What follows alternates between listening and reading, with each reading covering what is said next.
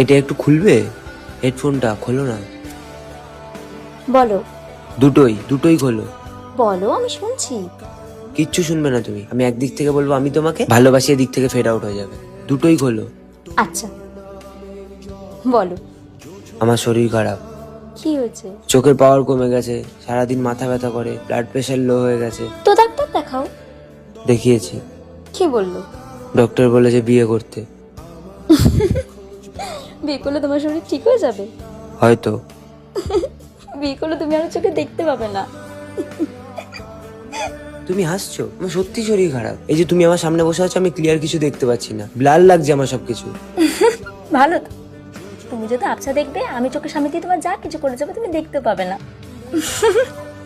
তুমি আমায় নিয়ে সিরিয়াসই না। তুমি আমার থেকে গান শোনা নিয়ে বেশি সিরিয়াস। আচ্ছা বাবা, ঠিক আছে, আমি বিয়ে করব।